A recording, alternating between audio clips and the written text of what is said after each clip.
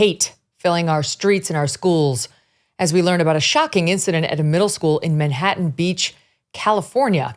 This story first brought to our attention by the Libs of TikTok X account. She reported that 4 Jewish middle schoolers had been subjected to nasty comments, to put it mildly, in the wake of the Hamas attack on Israel. Among the things said, revenge is beautiful, and, quote, all Jews should be killed. The school reportedly investigated and told the victims and their parents that they needed to sign a gag agreement, warning them not to tell other students about the incident. School leaders also reportedly suggesting the anti-Jewish students' words were political, not hateful. The school board says student privacy laws prevent it from disclosing the results of the investigation, but appropriate consequences have been administered, including obviously shutting up the victims. The news infuriating a rabbi who spoke to a local NBC affiliate. Watch. These girls were not sought out because they were Israeli, because they were soldiers of the Israeli Defense Forces. They are young Jewish girls who were sought out at lunch. And to me, there's nothing political about that. That is hate. These 4 girls did nothing. They were just being themselves. And so to reprimand them, to me, seems extremely unjust. Unbelievable. The Anti-Defamation League of California is now calling on the district to conduct a more thorough investigation. This comes as the White House press secretary appears to have trouble understanding English again. Karine Jean-Pierre is asked a question about anti-Semitism in America. Pretty straightforward. Pretty sure we all know why that subject's coming up right now. And responds with her deep concerns about what's happening to Muslims. Cannot make it up. His level of concern right now about the potential rise of anti-Semitism in light of everything that's going on in Israel? So a couple of things. We have not seen any credible threats. I know there's been always questions about credible threats. And so just want to make sure that that's out there. But look, Muslim and those perceived to be Muslim have endured a disproportionate number of hate-fueled attacks. And what is she saying? President Biden understands that many of our Muslim, Arab Americans and Palestinian American loved ones and neighbors are worried about the hate being directed at their communities. What are you saying?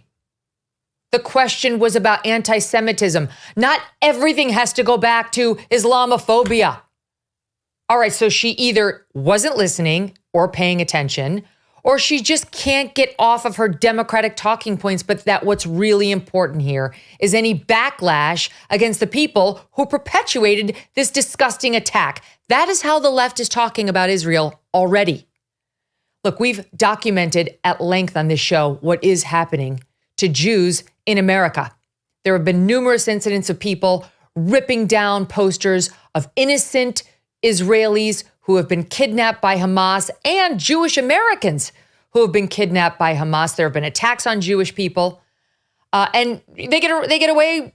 They just pull down the posters in most instances and walk along their merry way. Thank God for the X account, Stop Anti-Semitism. If it weren't for that account, none of these people would be identified and caught.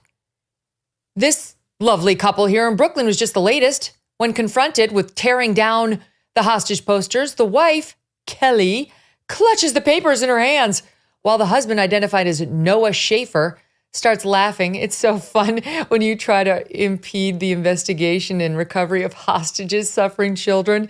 Such a good time, Noah. Love to have that guy over for cocktails.